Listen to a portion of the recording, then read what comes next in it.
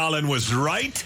Years ago, when everybody started saying, Aaron Rodgers is the real GOAT, not Brady, my takeaway was there's more than just throwing a pretty football. Brady's a better leader. Brady plays better from behind. Brady's better at the line of scrimmage. Brady is more coachable.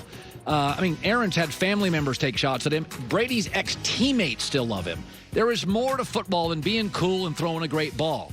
Being a quarterback is about leadership, relatability, how are you as a teammate. It's never been close. Tom is the best football player in the history of the National Football League. Aaron is just super talented. Where Colin was wrong. You know what? I was a sucker. I bought into the Packers. Once they beat the Tennessee Titans in Week 16, I was in. I kept saying, I know they're front runners. I know they're finesse. But if they could beat Tennessee in a physical football game, then I'm in. They did. But yesterday, they did something that I've seen too many times with Aaron Rodgers. When they fall behind in big games, they are not the same team. They've got a front-runner DNA. They are a baller with a lead and a bailer trailing. And yesterday, I thought they got tight. Where Colin was right? Oh, for about 10 years, I defended Andy Reid in Philadelphia. And I said, he's the Belichick of the NFC in Philadelphia. He bailed on the running game before everybody else. And Andy Reid, in a world of young hipster coaches, is still the king. His play design, his ability to go for it, his ability to rally the troops. He is the one head coach. Bill Belichick has never been able to stop his offenses. Go ask Belichick. He doesn't have a system. His system is, what's my personnel? Joey and I talk about this. Coaches have systems. Andy's like, what are my players? I'll build a new offense. He is great. He's been great for 20 years. Where Colin was wrong. Yeah, the herd face bracket stunk this weekend. Bad weekend. So I do a face bracket where I just pick the playoffs based on who's the better quarterback in the moment. I had Josh Allen and Aaron Rodgers. So that's my fault. I picked somebody over Mahomes and somebody over Brady. I think we finished 8-4 on the year, but my stupid face bracket took a beating this weekend. Where Colin was right. Aaron Rodgers now 1-8 when trailing at half in the playoffs. He's not the same quarterback. Now, would I vote him for the Hall of Fame? Do I think he's great? But you can't tell me he got snippy yesterday in the red zone. He's barking it. It's like Aaron plays better with a lead. Mahomes, I think, plays better trailing. Brady, it doesn't matter. He always plays the same. But there is a difference between Aaron. His body language changes. He doesn't take as many shots downfield. I thought he was really hesitant in the red zone a couple of times. Run the football. You're a very, very good athlete. You're not a great athlete, but you're a very good athlete. 1-8 now, trailing at half in the playoffs. Where Colin was wrong. Boy, did I miss on this. I said Kansas City would win, but they'd settle for a bunch of field goals in the red zone. Yeah, they were 5 for 5 touchdowns. Listen, since Week 12, the Bills were the number 1 red zone defense, and since Week 12, the Chiefs were the number 26 offense. So I said, I'm going to take Kansas City to win, but it's going to be kind of low scoring, and they're going to settle for field goals. They settled for none. I still can't get over 38-6 run against a defense that, situationally had been the NFL's best since about Thanksgiving.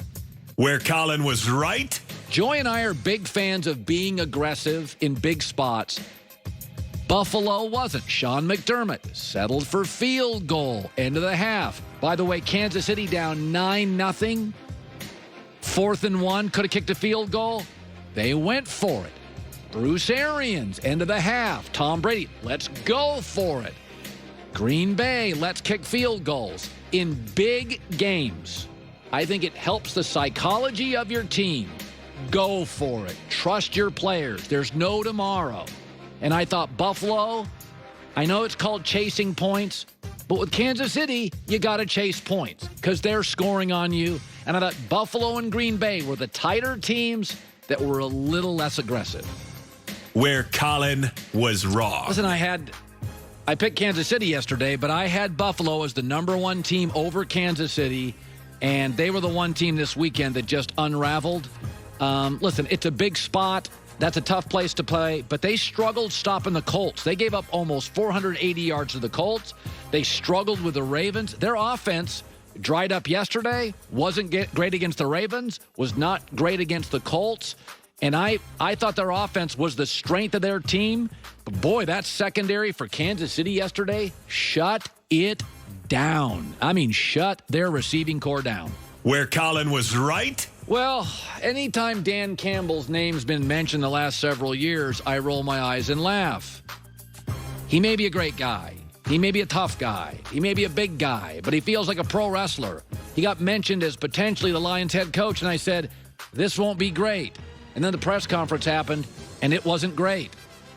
And so this team's going to be built on, we're going to kick you in the teeth, all right? And when you punch us back, we're going to smile at you. And when you knock us down, we're going to get up. And on the way up, we're going to bite a kneecap off, all right? And we're going to stand up. And then it's going to take 2 more shots to knock us down, all right? And on the way up, we're going to take your other kneecap, and we're going to get up. And then it's going to take 3 shots to get us down. And when we do, we're going to take another hunk out of you. Before long, we're going to be the last one standing, all right? That's going to be the mentality.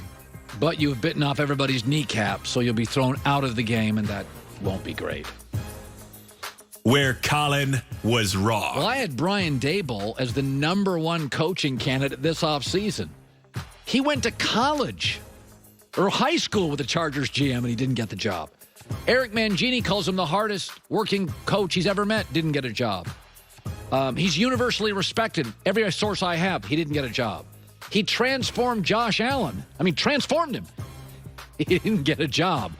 I thought he'd be the first guy off the market. I thought Brian Daboll would be the first guy off the market. I was told this weekend by somebody who knows him well, he's a grinder. He's not a fast riser. He maybe doesn't have the personality, the look that some people are looking for, the Sean McVay kind of quality, the Brandon Staley. I thought this guy would last about 2 minutes and didn't get any of the jobs. Didn't get any of them. All right, Colin right, Colin wrong. Trent Dilfer's around the corner.